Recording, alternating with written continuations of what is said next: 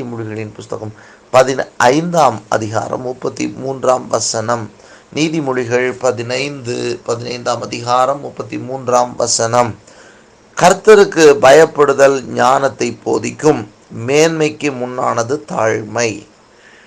நீதிமொழிகளிலே Solomon ஞானி எழுதும் பொழுது வண்ணமாய் எழுதுகிறார், நீ கர்த்தருக்கு பயப்படுதல் ஞானத்தை போதிக்கும், மேன்மைக்கு முன்னானது தாழ்மை என்று. ஒரு மனிதனுடைய வாழ்க்கையில் மேன்மை அடைய வேண்டும் என்று சொன்னால் அவன் முதலாவது தாழ்மையை கற்றுக்கொள்ள வேண்டும். ஏனென்றால் இயேசு சொல்லி போனார், தன்னை தாழ்த்துகிற எவனும் உயர்த்தப்படுவான் என்று. ஒரு மனிதன் மேன்மை அடையணும் அப்படின்னா கண்டிப்பாக அவனுக்கு தேவைப்படுகிற முதல் நல்ல ஒரு குணம் என்று சொன்னால் தாழ்மையுள்ள குணம், மனத்தாழ்மை இருக்க வேண்டும். அதாவது தாழ்வு மனப்பான்மை இருக்கக்கூடாது, மனத்தாழ்மை இருக்க வேண்டும். மனத்தாழ்மை என்றால் என்ன அப்படின்னு சொன்னால், இன்றைக்கு எல்லாம் இருந்து நம்ம பெருமையாக அப்படி இருக்கிற அந்த வாழ்க்கை கிடையாது. எவ்வளவு இருந்தாலும் நமக்குள்ள ஒரு மனத்தாழ்மை நம்மளை ஒரு தாழ்த்துக்கிற. ஆகவே தான் பவுல் எழுதுகிறார், ஒருவரை ஒருவர் கணம் பண்ணுகிறதுலே முந்தி கொள்ளுங்கள் அப்படின்னு. அவன் முதல்ல அப்படின்ற மாதிரி ஒரு எண்ணங்கள் நமக்கு இருக்கும். மற்றவர்களை பார்க்கும் பொழுது அவர் வரட்டுமே அப்படின்னு சொல்லி ஒரு எண்ணம் இருக்கும். அதென்ன நம்ம எவ்வளோ பெரிய ஆள், நம்ம போகணுமா அப்படின்னு சொல்லியெல்லாம் எண்ணங்கள் வரும். இந்த எண்ணங்களெல்லாம் யார் முறித்து வெளியே வர்றாங்களோ இவர்கள் தான் மேன்மை அடைவார்கள். அந்த பெருமையிலே இருக்கிற ஆள்கள் பார்த்தீங்கன்னு சொன்னால் அவர்கள் என்னைக்கும் மேன்மை அடைய முடியாது. ஒருவேளை அவங்களுக்கு அவங்கள பெருமையாக அப்படின்னு நினச்சிக்கலாம், அவங்ககிட்ட இருக்கிறதெல்லாம் பெருசு, நாங்கள் தான் பெரிய ஆளுக அப்படின்னு சொல்லிகிட்டே இருக்கலாம். ஆனால் ஒரு மனிதன் மேன்மையை பெற்றுக்கொள்ள வேண்டும் என்று சொன்னால் அவனுக்கு கண்டிப்பாக தேவைப்படுகிற நல்ல ஒரு குணம் தாழ்மை. ஆகவே தான் இயேசுவை பாருங்கள், இயேசு நம்ம கவனித்து பார்க்கும் பொழுது ஆண்டவருடைய வசனம் சொல்லுகிறது, அவர் சிலுவையின் மரண பரியந்தம் தன்னை தாழ்த்தினார் என்று வேதத்திலே நாம் பார்க்கிறோம். ஆகவே தேவன் எல்லாவற்றிற்கும் மேலாக அவருடைய நாமத்தை உயர்த்தினார். ஆகவே எல்லா முழங்கால்களும் அவருக்கு முன்பாக முடங்கும், எல்லா நாவுகளும் அவர் அறிக்கை செய்யும் என்று சொல்லி ஆண்டவர் அவருக்கு விசேஷ கிருபையை கொடுக்கறதை நாம் பார்க்கிறோம். அதை மாத்திரமல்ல, ஆண்டவர் இயேசு சொல்லுகிறார், என்னிடத்திலே கற்றுக்கொள்ளுங்கள், நான் சாந்தமும் மனத்தாழ்மையுமா இருக்கிறேன் என்று சொல்லி அங்கே சொல்லுகிறதை பார்க்கிறோம். ஆகவே நம்முடைய வாழ்க்கையில நம்ம எவ்வளவுக்கு எவ்வளவு ஒரு தாழ்வு அதாவது மனத்தாழ்மை இருக்கிறதோ அந்த தாழ்மை குணத்தை கர்த்தர் கவனிப்பார். ஆகவே தான் யாக்கோபு எழுதுகிறாரு, நீங்கள் கர்த்தருக்கு முன்பாக தாழ்மைப்படுங்கள், அப்பொழுது அவர் உங்களை உயர்த்துவார் என்று சொல்லி. கர்த்தருக்கு முன்பாக தாழ்மைப்படுங்கள். ஆண்டவருக்கு முன்னாடி சிலர் ரொம்ப பெருமை பாராட்டுவாங்க, கர்த்தருக்கு மகிமை உண்டாகட்டும், கர்த்தர் நல்லவர், எந்த பெருமையாக இருந்தாலுமே அது ஆண்டவருக்கு அருவருப்பு தான். சிலருக்கு ஆவிக்குரிய பெருமை இருக்கும், நாங்கள் அப்படின்னு சொல்லிட்டு ஒரு பெருமை இருக்கும். சிலருக்கு பார்த்தீங்கன்னு சொன்னால் பூமியில் இருக்கிற ஆஸ்திகளை குறித்த பெருமை இருக்கும். சிலருக்கு தங்களுடைய அழகை குறித்த பெருமை இருக்கும். சிலருக்கு தன்னுடைய படிப்பை குறித்த பெருமை இருக்கும். சிலருக்கு தான் வாங்குகிற சம்பளத்தை குறித்த பெருமை இருக்கும். சிலருக்கு தன்னுடைய சொத்தை குறித்த பெருமை இருக்கும். இப்படி பல காரியங்கள் பெருமை இருக்குது. இந்த பெருமையினுடைய அடையாளம் என்ன அப்படின்னு கேட்டிங்கன்னு சொன்னால், வேதாகமத்திலே நான் பார்க்கும் பொழுது பிசாசானவனுடைய அடையாளம் அது. அவன் பெருமை கொண்டான். முதல்ல லூசிஃபருடைய வீழ்ச்சிக்கு முக்கியமான காரணம் என்னன்னா, அவன் தேவ சமூகத்தில் அவன் நின்றுட்டு இருந்ததுனால அவன்கிட்ட பார்த்தீங்கன்னு சொன்னால் எல்லா மகிமையும் அவன் மேலே இருக்குது. அவன் பாருங்கள் முக்கியமான இடத்துல இருக்கிறான், மேன்மையான இடத்துல இருக்கிறான். இதையெல்லாம் அவனுக்கு கிடைச்ச உடனே அவனுக்குள்ள ஒரு மேட்டிமை வருது. அவன் பெருமை கொள்கிறான். பெருமை கொண்டு ஆண்டவருக்கு மேலே நான் சிங்காசனத்தை அமைப்பேன்ற ஒரு எண்ணம் அவனுக்குள்ள வருகிறதை பார்க்கிறோம்.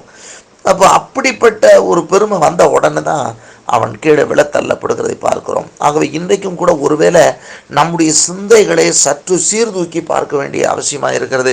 சிலர் பாருங்கள், கடினமான எல்லா காரியங்களும் இருக்கும், ஆனால் அவங்களுக்கு மேன்மையே கிடைக்காமல் இருக்கும். காரணம், சில நேரங்களில் அவங்களுக்குள்ள ஒளிந்து இருக்கக்கூடிய பெருமை. எல்லா திறமைகள் இருக்கலாம், எல்லா விதமான காரியங்கள் இருக்கலாம், ஆனால் அவர்கள் மேன்மை அடையவே மாட்டாங்க. காரணம் அவங்களுக்குள்ள இருக்கிற பெருமை அவங்களை அல்ல தட்டி விடும், அவர்களை தள்ளி விட்டுவிடும். ஆகவே இன்றைக்கு ஆண்டவர் உயர்த்தும்படி அவருடைய பலத்த கரத்துக்குள்ள அடங்கியிருப்போம். அவருக்கு முன்பாக தாழ்மைப்படுவோம். ஆண்டவருக்கு முன்னாடி தாழ்மைப்படுவோம். பார்க்கிறோம் வேதாகமத்தில் ஜெபத்தில் கூட பாருங்களேன், பெருமையாக பேசினவனுக்கு ஆண்டவர் சொல்கிறாரு, அங்கே ஒருத்தன் ஆயக்காரனும் பரிசையனும் அங்கே போகிறாங்க.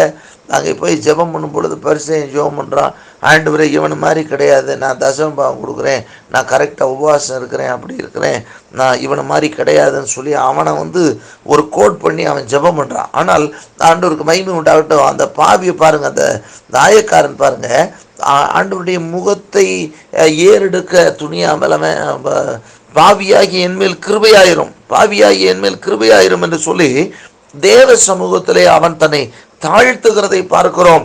அப்ப எந்த அளவுக்கு தேவனுக்கு முன்பாக நம்மை தாழ்மைப்படுகிறோமோ, அந்த அளவுக்கு அதை மற்றவர்களை கனப்படுத்த கற்றுக்கொள்கிறோமோ, அந்த அளவுக்கு கர்த்தர் நம்மை மேன்மைப்படுத்துவார். கர்த்தருக்கு மகிமை உண்டாகட்டும். ஆகவே தான் இங்கே சொல்லுகிறார், மேன்மைக்கு முன்னானது தாழ்மை.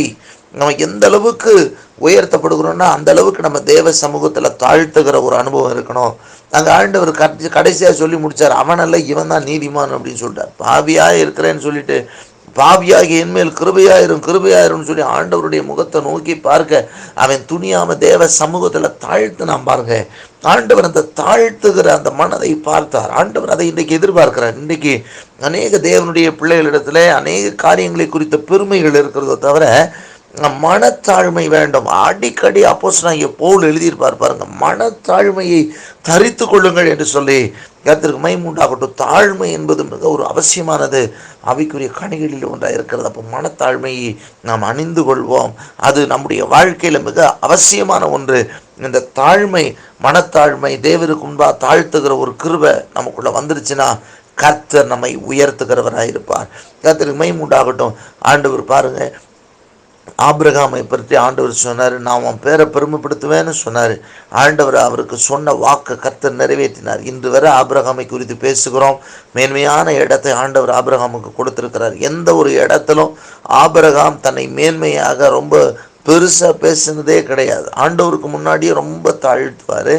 அது மாத்திரமல்ல, அங்கே எந்த ஒரு இடத்துலையும் தன்னை மேன்மையாக ரொம்ப பெரிய ஆளாக பேசி கொள்கிறதாக நான் பார்க்கவே முடியாது. ஆனால் அவனுடைய வேலைக்காரர்கள் அவனை குறித்து பேசுவார்கள், என்னுடைய எஜமான் செல்வ சீமானாக இருக்கிறார் அப்படின்னு சொல்லுவார். ஆனால் இவர் எங்கே நான் பெரிய பணக்காரன்னு சொல்ல மாட்டார். ஆனால் மக்பேலா குகையை வாங்க போகும்போது அவன் சொல்லுவான், எங்கள் நடுவிலே நீர் மகா பிரபு அப்படின்னு சொல்லுவார். ஆனால் இவர் எதுலேயுமே ஒரு பெருமையாகவே பேசவே மாட்டார். கர்த்தருக்கு மகிமை உண்டாகட்டும்.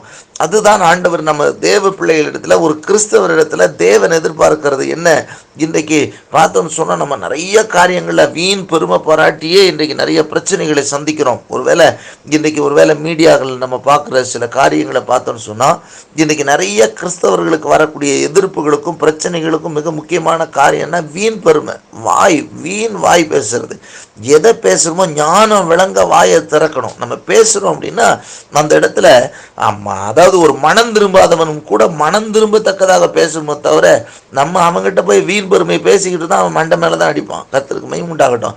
கர்த்தர் வீண் பெருமையை பேச அழைக்கவே கிடையாது. கர்த்தருக்கு மகிமை உண்டாகட்டும். ஆகவே ஆண்டவர் இன்றைக்கு நம்மிடத்தில் எதிர்பார்க்கிறது என்ன? நாம் தாழ்மையை, மேன்மைக்கு முன்னானது தாழ்மை. நம்மை தாழ்த்துவோம் என்று சொன்னால், தேவனுக்கு முன்பாக நம்மை தாழ்த்துவோம் என்று சொன்னால், ஒருவர் கனப்படுத்தும்படியாக நாம் முந்திக் கொள்வோம் என்று சொன்னால் கண்டிப்பாக கர்த்தர் நம்மை மேன்மைப்படுத்துவார். நீங்கள் மேன்மையாக இருப்பீர்கள். கர்த்தர் நம்மை ஆஸ்வதிப்பார்.